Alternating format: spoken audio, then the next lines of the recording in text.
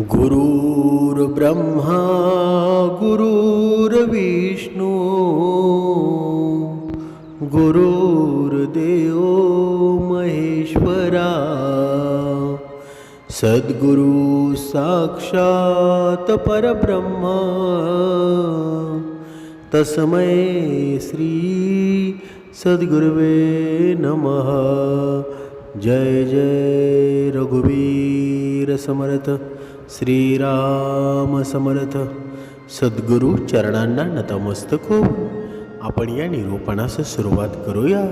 मायबाप सज्जनांचं स्वागत आहे। पहा, कधी असा तुम्ही विचार केला आहे की तुम्ही खूप मेहनत करताय, रात्रंदिवस रक्ताचं पाणी करताय, प्रामाणिकपणे जगताय, कोणाचंही वाईट चिंतित नाही आहेत, तरी तुमच्या आयुष्यामध्ये आहे ना दुःख संपायचं नाव का घेत नाही आहे बरं? तुमच्या पोटच्या मुलांच्या आयुष्यामध्ये सतत अडचणी का येत आहेत बरं? त्यांचं लग्न ठरता ठरता का मोडतं आहे बरं? त्यांना मिळालेलं यश आहे ना ते हातातून वाळूसारखं का निसटतं आहे बरं? बघा, आपण जर गरुड पुराणामध्ये गेलो ना तर आपल्याला सर्व याची माहिती मिळते।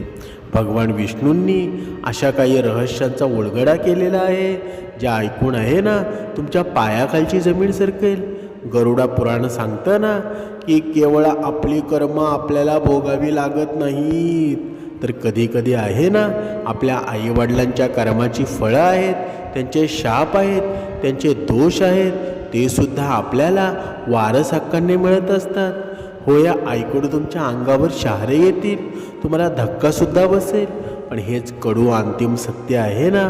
म्हणून आजच्या या निरूपणामध्ये आहे ना केवळ माहिती नाही तर तुमच्या आणि तुमच्या मुलांच्या भविष्याचा आरसा जो आहे ना, जर तुम्हाला मनापासून वाटत असेल की तुमची मुलं सुखी व्हावीत, त्यांच्या आयुष्यात फक्त फुलांचा वर्षाव व्हावा, तर हे निरूपण आहे ना तुम्ही काळजीपूर्वक ऐका।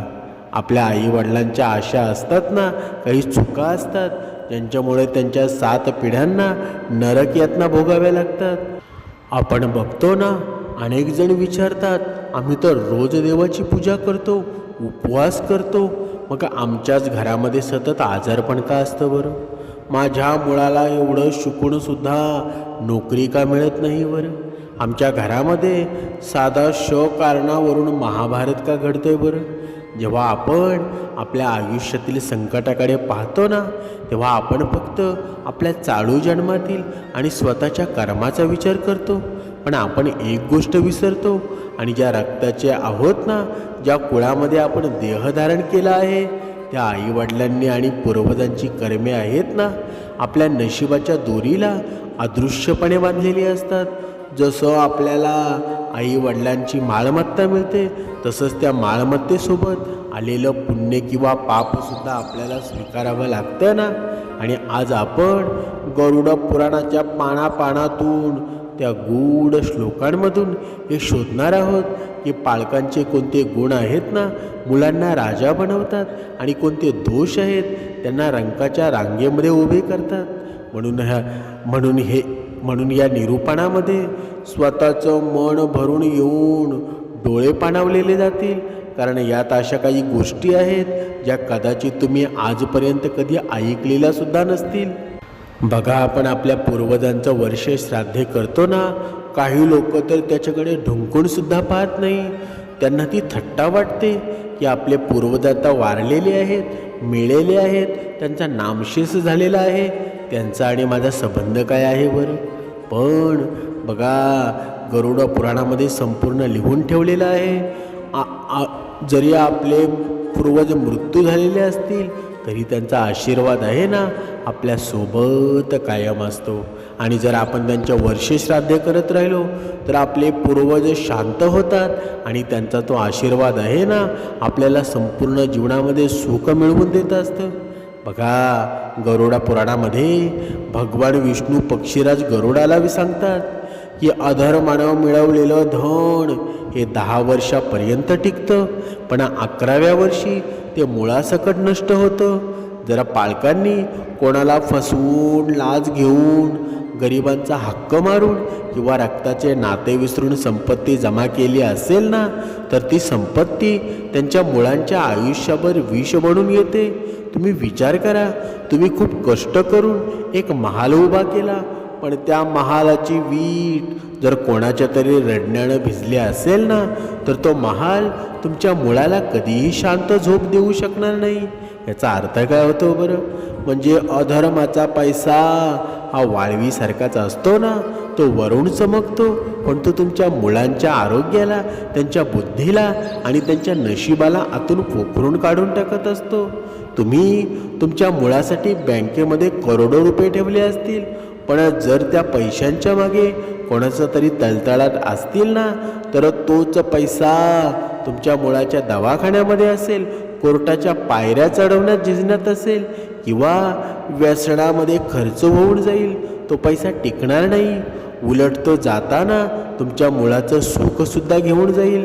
पण जर तुम्हाला असं वाटत असेल की भूतकाळात तुमच्याकडून किंवा तुमच्या वडिलांकडून कोणाचं मन दुखावलं गेलं असेल, तर त्यांचं प्रायचित्त करणं आवश्यकच आहे ना. म्हणून त्याचं प्रायचित्त म्हणून आहे ना, आपल्याकडून गुप्त दान व्हायला हवं. तुमच्या उत्पन्नातील किमान 1% हिस्सा आहे ना, गुप्त दान म्हणून द्या. दर शनिवारी गुरुवारी गरिबांना, अनाथ मुलांना मनापासून अन्नदान करा. कर्माचा हा जुना हिशोबच आहे ना, तो करण्याचा हाच एकमेव मार्ग आहे.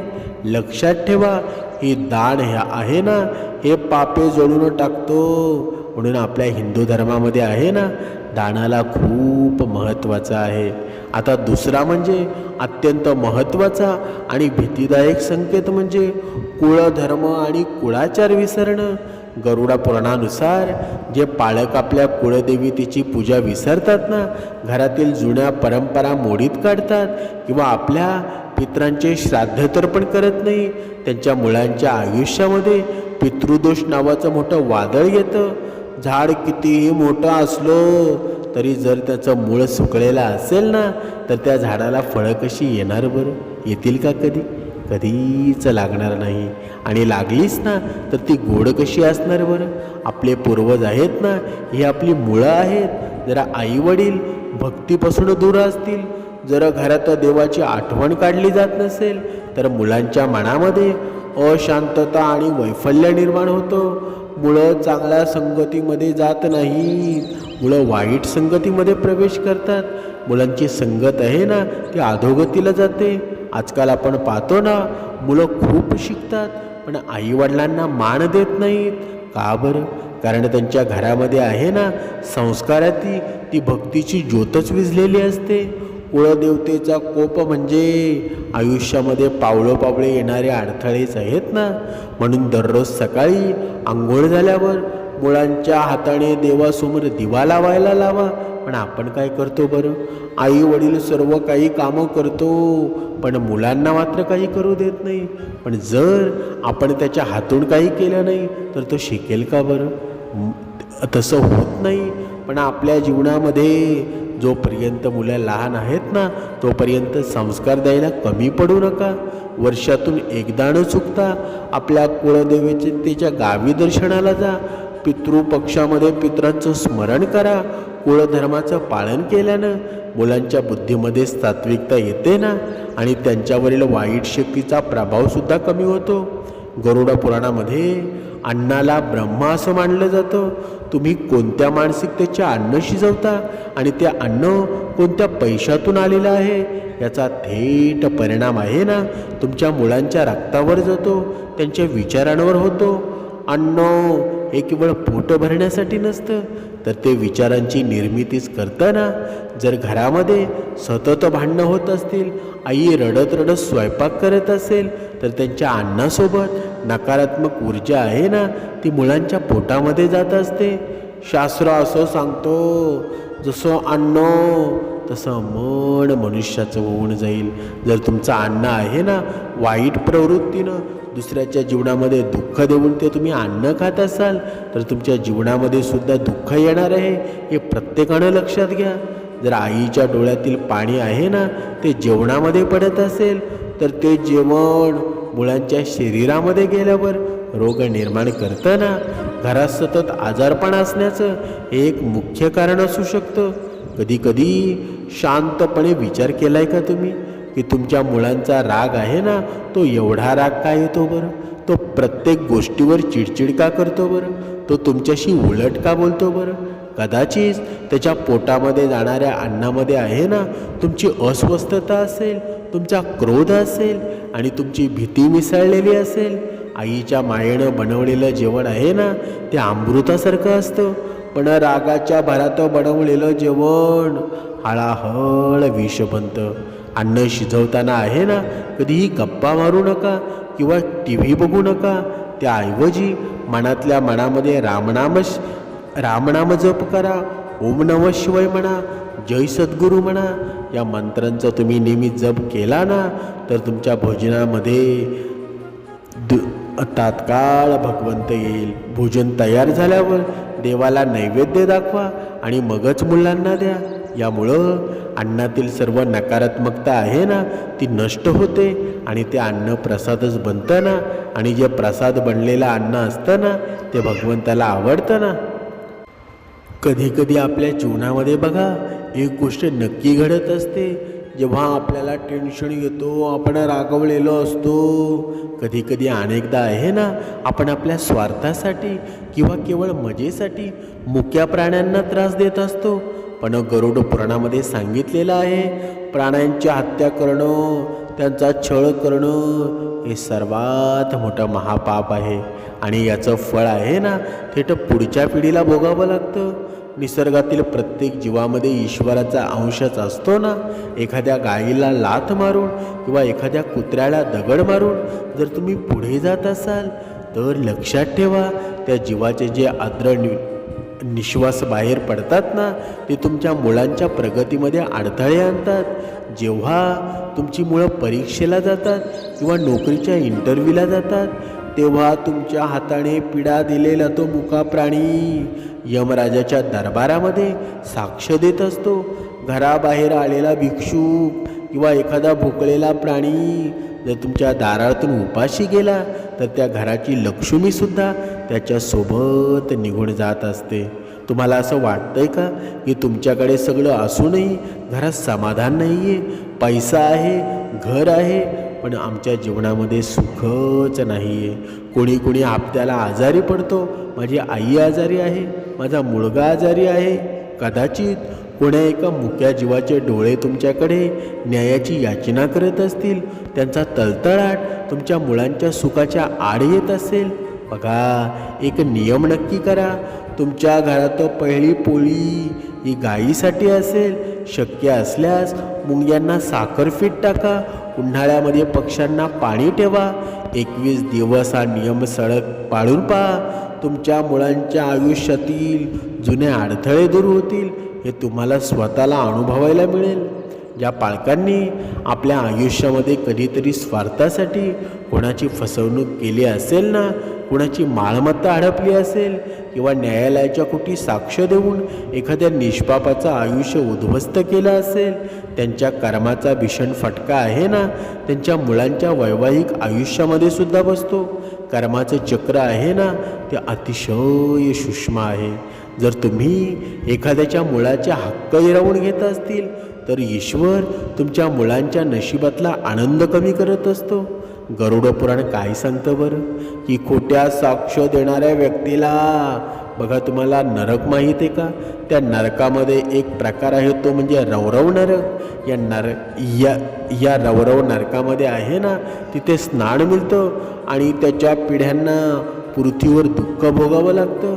तुमच्या एका खोट्या बोलण्यामुळं जर कोणाचं घर उधळलं असेल, जर तुमच्या मुलाच्या संसारामध्ये कधी शांतता नांदणार नाही, जर तुम्ही कोणाचे नुकसान केले असेल आणि ते व्यक्ती जिवंत असेल तर शक्य असल्यास तिची लगेच माफी मागा, तिचे नुकसान भरून द्या. जर ते शक्य नसेल ना तर त्या व्यक्तीच्या नावानं एखाद्या अनाथाश्रमात किंवा मंदिरामध्ये मदत करा.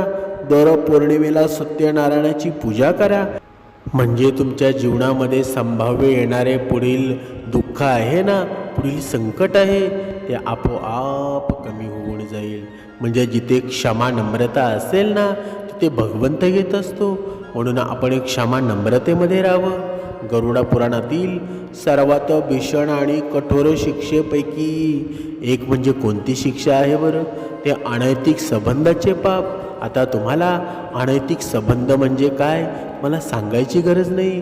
ज्या पालकांचे चरित्र शुद्ध नसतं त्यांच्या मुलांना समाजामध्ये केवळ अपमानाचा सामना करावा लागत नाही, तर त्यांची मुळंसुद्धा कुकर्माला लागतात किंवा व्यसनाधीन होतात. चारित्र्य हे कोणत्याही घराचा पाया असतो. जर पायाचं सडलेलं असेल तर त्यावर उभी राहणारी मुलांच्या भविष्याची इमारत आहे ना, ती कशी टिकली जाईल बरं? कधीच टिकणार नाही. आई वडिलांच्या गुप्त पापांची फळं आहेत ना, ती मुलांना व्याधीच्या रूपामध्ये किंवा मानसिक आजाराच्या रूपामध्ये ती भोगावी लागत असतात. मुलांचे संस्कार हे पालकांच्या वर्तणुकीवर अवलंबूनच असतात ना. जर तुम्ही स्वतःशी प्रामाणिक नसाल तर तुमची मुलं आहेत ना, जगाशी प्रामाणिक कशी राहतील बरं? दररोज सकाळी किमान 108 वेळा गायत्री मंत्राचा जप करा. बघा, ब्रह्ममुहूर्तावर उपासना करा. हा मंत्र आहे ना, बुद्धी आणि विचारांना शुद्ध करत असतो. दर रविवारी सूर्याला अर्घ्य द्या. वाईट संगतीपासून स्वतःला आणि मुलांना दूर ठेवा. मनात येणारे वाईट विचार आहेत ना, ते देवाच्या चरणी अर्पण करा. पण हे आपण करतो का बरं? कधीच करत नाही. उलट आपल्या मुलांना आहे ना, आपण वाईट सवयी लावतो. आपली मुलं 4 माणसामध्ये जास्त बोलायला लागली या आपण हसत असतो, पण त्यांना आपण चांगल्या सवयी लावत नाही. हे चांगलं आहे का बरं? त्याचा एक ना एक दिवस पश्चाताप कधी होतो बरं? जेव्हा आपली मुलं आपल्या हाताच्या बाहेर जातात, खूप मोठी होतात, तेव्हा आपण वृद्ध झालेलो असतो आणि मग त्यांच्यावर आपण बोज निर्माण होतो. आणि मग आपली रवानगी कुठे होते बरं? वृद्धाश्रमामध्येच होते ना. म्हणून ज्या घरामध्ये फक्त मी आणि माझं कुटुंब एवढाच विचार केला जातो, जिथे कधीही कोणाला मदत केली जात नाही, त्या घरातील मुलं आहे ना, अत्यंत स्वार्थी आणि एकाकी आणि कदरू निघतात. गरुडा पुराणानुसार दानामुळं केवळ पैसा शुद्ध होत नाही, तर कर्माचा कचरासुद्धा साफ होत असतो. जर तुम्ही या समाजाकडून फक्त घेतलंच राहिलात आणि परत काहीच दिलं नाही, तर निसर्ग वसुली करायला लागतंच ना. मग ती वसुली आजारपण असू द्या, अपघात असू द्या किंवा नुकसानीच्या रूपामध्ये असू द्या. पालकांनी आपल्या हातानं आहे ना पुण्य कमावलेलं असेल, तर ते पुण्य मुलांच्या डोक्यावर छत्रीसारखं काम करतं. जेव्हा एखादं संकट मुलांवर येतं, तेव्हा पालकांनी केलेलं दान आहे ना, त्यांच्या आडी येतं आणि त्यांना वाचवतं ना. म्हणजे दर महिन्याला आपल्या कमाईतील एक छोटासा हिस्सा म्हणजे दशांश समाजकार्यासाठी किंवा गरजू विद्यार्थ्यांच्या शिक्षणासाठी खर्च करा. मुलांच्या वाढदिवसाला केक कापण्यापेक्षा त्यांच्या हस्ते वृक्षारोपण करा किंवा गरिबांना कपडे वाटा. ही संस्काराची शिदोरी आहे ना, त्यांना आयुष्यभर पूर्ण जाईल. हे सगळं ऐकून मनावर दडपण अजिबात घेऊ नका. नाहीतर तुम्ही म्हणाल की तुम्ही बोलणं सुरू केलं, तुमचं बोलणंच अजून संपत नाही. गरुड पुराण आपल्याला आहे ना, ते घाबरवण्यासाठी नाही, तर आपल्याला जागं करण्यासाठी आहे. आई वडील हे मुलांचे पहिले चालते बोलते देवच असतात ना. आणि नंतर आई वडिलांच्या रूपानं आपण मुलाला देव काय आहे तो सांगतो. म्हणजे तुमच्या हातून घडलेलं प्रत्येक छोटंसं चांगलं कर्म तुमच्या मुलांच्या आयुष्याभोवती एक अभेद्य सुरक्षा कवच बनतं. म्हणून तुम्ही जेव्हा पहाटे उठून सद्गुरूंच्या फोटोसमोर बसता, डोळे मिटून जे सद्गुरू जप करता, तेव्हा तो प्रार्थनेची कंपनी आहेत ना, तुमच्या मुलांच्या आयुष्यातील येणारी वादळे शांत करत असतात. तुमच्या डोळ्यातलं भक्तीचं पाणी त्यांच्या नशिबावरचे काळे डाग पुसून टाकत असतात. तुमचं आयुष्य आहे ना, हे फक्त तुमचं नाही आहे, ते तुमच्या पूर्वजांच्या कष्टाचं फळ आहे आणि तुमच्या मुलांच्या आयुष्याचं बियाणंच आहे ना. जर तुम्हाला वाटत असेल की कळत नकळत काही चुका झाल्या आहेत, तर देवाची दया अथंगच आहे ना. भगवंत आहे ना, तुम्हाला कोणत्या क्षणीसुद्धा माफ करेल. फक्त भगवंताचे चरण स्पर्श करायला हवं. तुम्ही भगवंताच्या जवळ जायला हवं. पश्चाताप हाच मोठा धर्म आहे. आजच संकल्प करा, इथून पुढे माझे प्रत्येक पाऊल सत्याचं असेल, माझ्या वाणीमध्ये गोडवा असेल आणि माझ्या प्रत्येक कर्मामध्ये दुसऱ्याचं कल्याण असेल. आयुष्यामध्ये एक गोष्ट कधीही विसरू नका, आपली खरी संपत्ती, आपलं खरं भवितव्य दुसऱ्यांच्या कल्याणामध्ये दडलेलं असतं. आपल्या जीवनातील समाधान आहे ना, जेव्हा आपण दुसऱ्याचं कल्याण करतो, दुसऱ्याच्या सुखामध्ये सुख पाहतो, दुसऱ्याच्या दुःखामध्ये दुःख पाहतो, तेव्हा आपल्या जीवनामध्ये आहे ना तोच साक्षात्कार घडत असतो. मग आपल्या जन्मी आलेला मुलगा असो, आपल्या आईवडील असो, म्हणजे जसं आपलं पूर्ण आयुष्य चालत असतं ना, तशा पद्धतीनं हा सृष्टीचं चक्र आहे ना तो कार्यरत असतो. म्हणून कुणाला दुःखी करू नका, कुणाच्या जीवनामध्ये जास्त दुःख येऊन देऊ नका. आपल्या जीवनामध्ये गरिबी जरी असेल ना, भगवंताचं नामस्मरण पुढे कार्य करत जावा. तुमच्या जीवनामध्ये कल्याण झाल्याशिवाय राहणार नाही. अवधूत चिंतन. श्री गुरुदेव दत्त.